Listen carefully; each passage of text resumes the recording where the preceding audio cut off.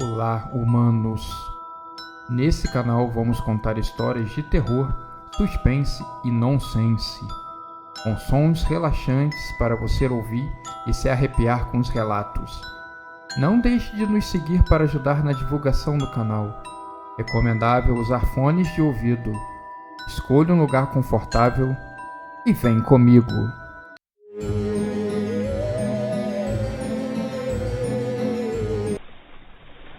Toda vez que eu conto essa história, e olha que eu conto ela quase sempre, já que estou viajando pelo país dando as minhas palestras, as pessoas costumam não acreditar. Certamente, se eu estivesse em uma plateia ouvindo alguém contando as coisas que eu conto, não acreditaria também. Eu entendo. Mas posso assegurar a todos vocês que tudo que eu contar a partir de agora, eu juro será mais plena verdade. Essas palavras finais sempre causam um grande impacto. As pessoas se sentem inclinadas a acreditar mais. Você pontua algo que é especial. Usa palavras com uma convicção absurda. As pessoas gostam disso. Se alimentam disso. Na hora que eu ia começar a contar, um rapaz na audiência gritou: "Vai contar a história do Pé Grande?" E depois dessa interrupção, ouvi algumas risadas. Mantive o controle. Nessas horas, é importante sempre manter a calma.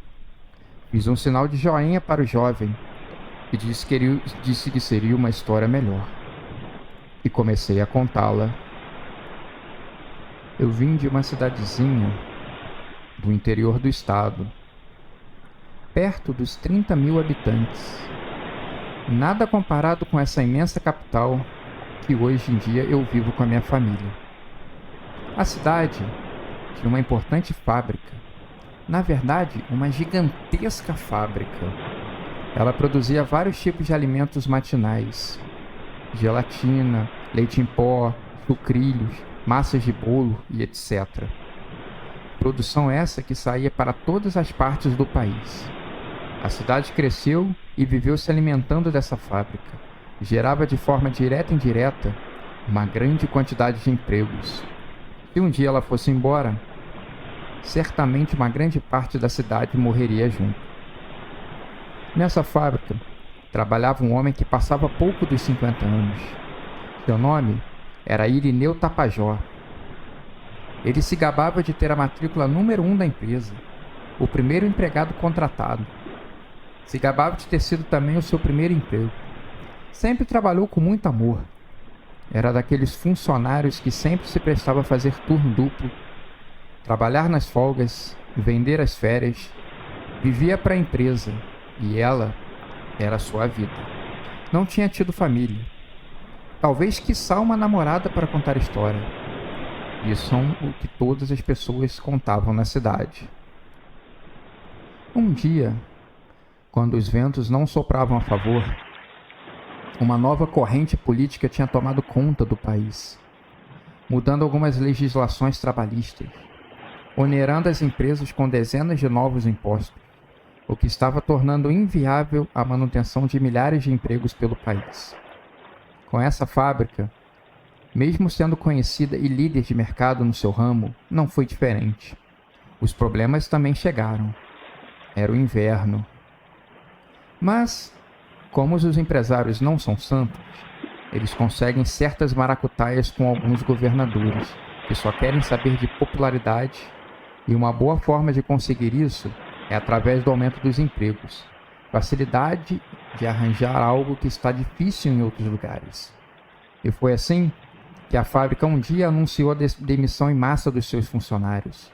A sede mudaria para outro estado, bem distante dessa cidade do interior.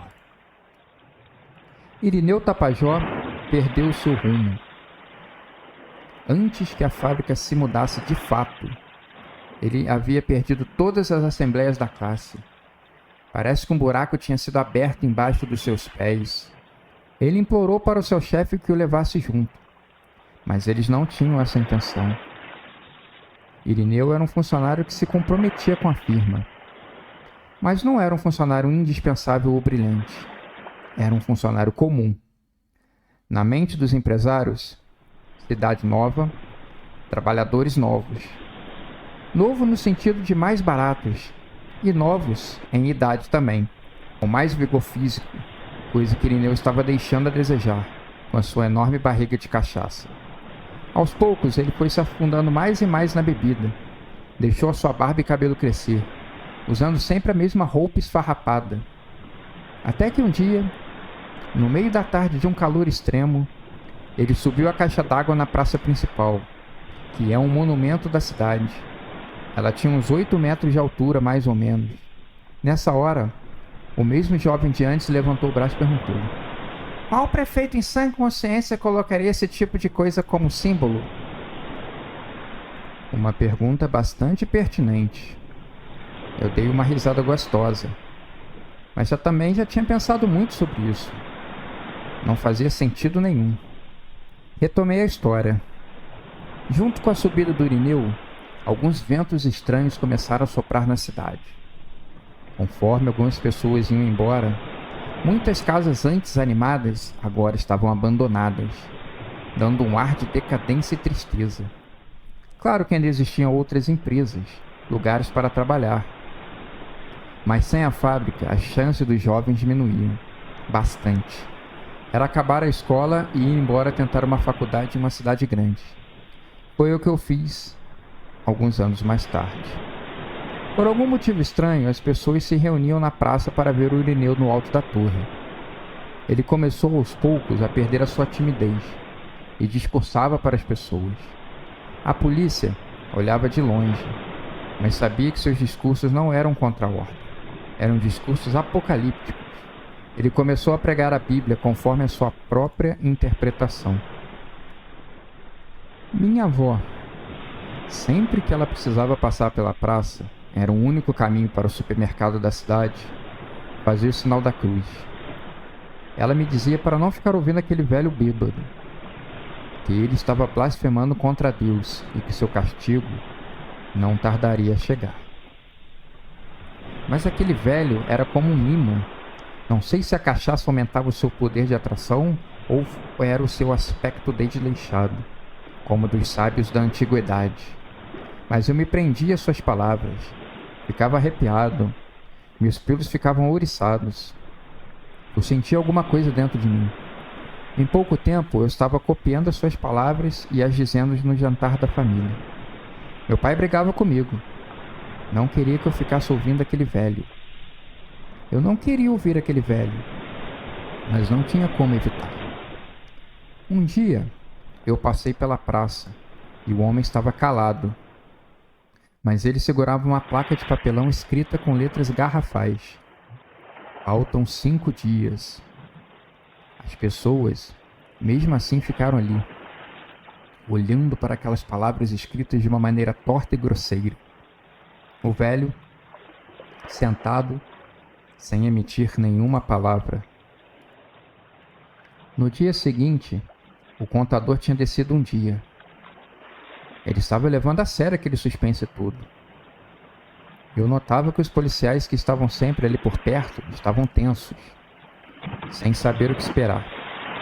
Um deles deu um tapa nos ombros do outro policial e disse: relaxa, é só um velho. O que ele pode fazer? E essa expectativa foi crescendo entre as pessoas. Toda a cidade só estava falando disso. Um sopro momentâneo de vida para uma cidade moribunda. Algumas pessoas com Bíblia na mão estavam profetizando a vinda de Jesus. Outras, que seria o dia do juízo final, e que todos na cidade estavam condenados, tal como em Sodoma e Gomorra. O certo é que estavam todos apreensivos. Meu pai falava que não era nada para eu me preocupar, que esse tipo de coisa é muito comum. As pessoas fazem aos montes ao redor do mundo. Quando o dia chegou, eu fui dar uma olhada na praça. Estava lotada. Eu não sabia de onde tinha saído tanta gente. O velho tinha começado o seu discurso inflamado. A todo momento ele falava que o fim estava chegando. Por um rasgo da sua camisa, eu consegui perceber que ele estava muito magro. Parecia não estar comendo nada. E eu, enquanto estava distraído olhando esse detalhe, ele deu um grito E do nada, juro por Deus, o céu que antes estava limpo com o sol queimando a nossa pele, se fechou por completo. Uma tempestade de raios tomou conta. O barulho dos trovões estava ensurdecedor. Eu queria correr de volta para casa. Não conseguia. Estava preso ali. Ninguém conseguia sair. A maioria nem estava se importando. Irineu seguia com seu discurso. A chuva veio, com muita força. Ele levantou os braços para celebrar a chegada da bendita água. Ele anunciou que era um novo dilúvio, que estava chegando para limpar o coração pecador de cada um daquela cidade. Acho que nessa hora ele falou da fábrica, que nós éramos o motivo dela ter ido embora. Mas o barulho era tanto que eu não conseguia ouvir direito. Um relâmpago, lançado com maestria pelas forças ocultas do universo, acertou em cheio o monumento em que o velho estava, fazendo com que todo mundo pulasse no chão, tapando os ouvidos. Depois que voltamos ao normal, a voz do velho tinha cessado. Ele jazia morto em cima do monumento. Uma fumaça ainda saía do que tinha restado do seu corpo. Mas ninguém pôde chegar perto. A chuva tinha apertado ainda mais. A tempestade de raios se intensificado. E os ventos estavam empurrando todo mundo para longe. Seja lá o que tivesse nos mantendo presos na praça, se desfez. Consegui correr para longe. Correr para casa. Me enfiei embaixo da mesa da sala e comecei a orar. Pela primeira vez na vida estava com medo de morrer. A chuva demorou o dia inteiro a passar, alagando diversas ruas e deixando muitos moradores desabrigados. No dia seguinte, quando as equipes de resgates, com a ajuda dos municípios vizinhos, começaram a limpar a bagunça e resgatar os corpos, foram cerca de 100 pessoas mortas pela chuva, uma tristeza tremenda. Uma voz tinha sido ouvida em cima do monumento. O velho estava vivo e forte, como se nada tivesse acontecido. Ele ficou o tempo todo repetindo a mesma frase. Eu morri, mas Deus de noite refez o meu corpo, para que eu pudesse repetir esse processo mais vezes. Agora vocês me perguntam, o que aconteceu depois? Pois bem, todos os dias quando a noite caía, uma chuva torrencial chegava. Um raio caía no monumento fulminando o velho. No dia seguinte ele estava na praça de novo, repetindo aquelas palavras. As pessoas não aguentaram a quantidade de chuvas e estrago. Meus pais se mudaram para a capital. O risco de continuar naquela cidade era muito grande. Hoje em dia, parece que não tem mais nenhum morador lá. Virou literalmente uma cidade fantasma.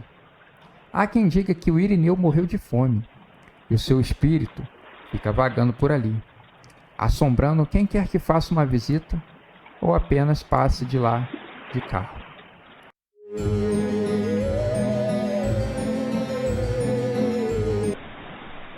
Estava sentado, lendo um jornal, quando escutei um certo alvoroço na rua.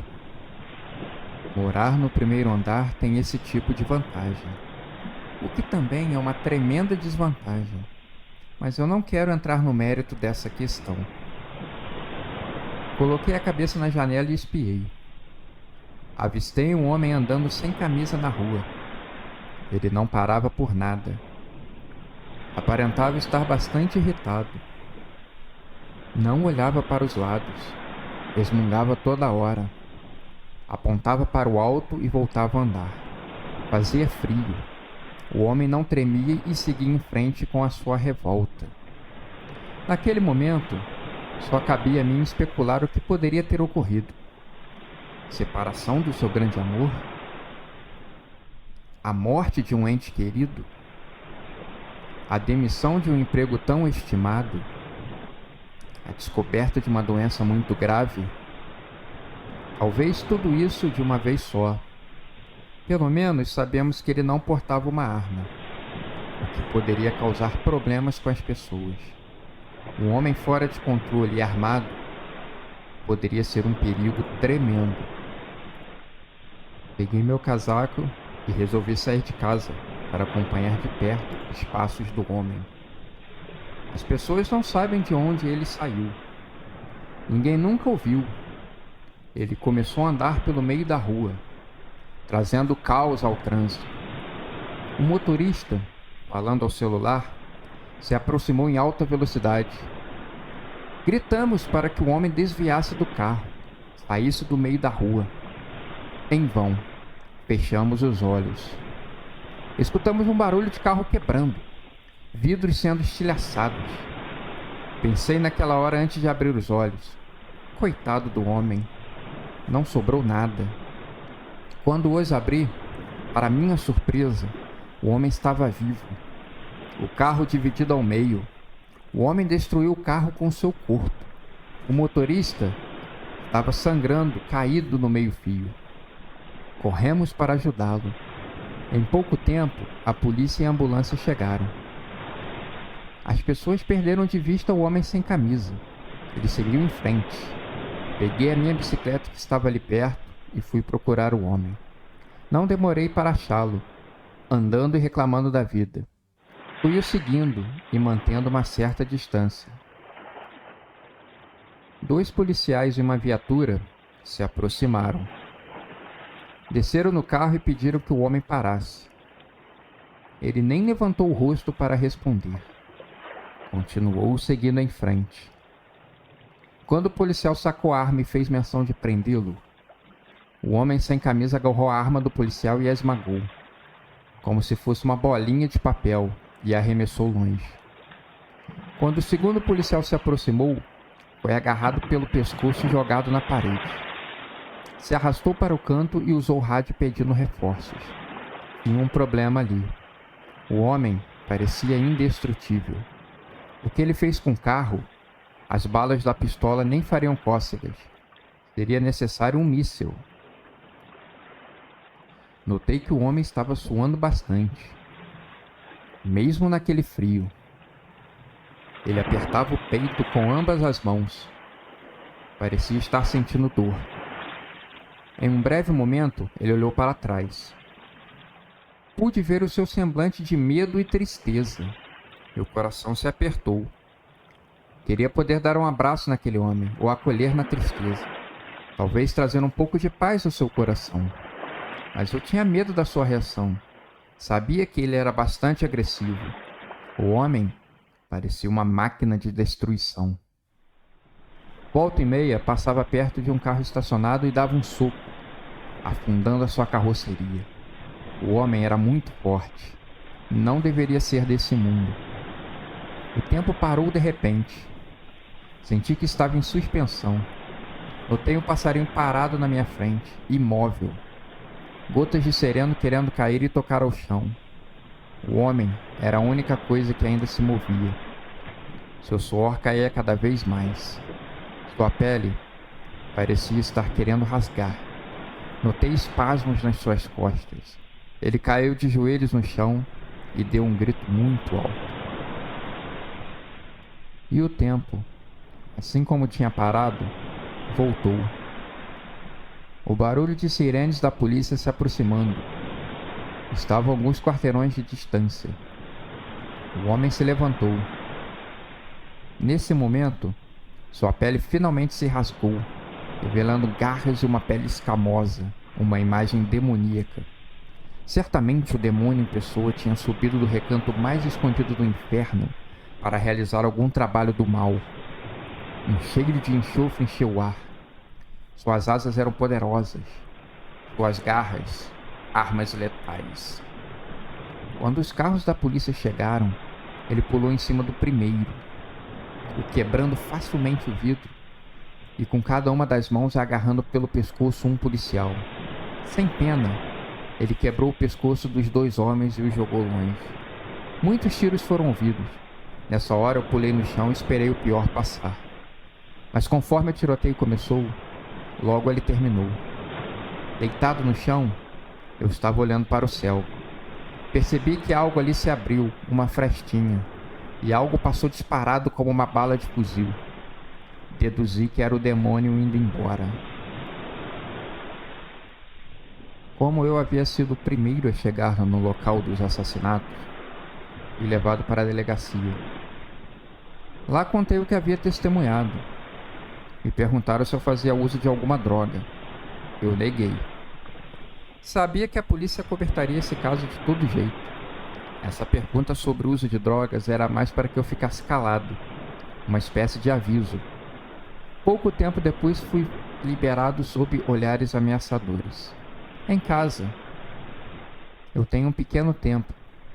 Quando fui acender uma vela, notei um anjo de porcelana com lágrimas escorrendo do seu olho direito.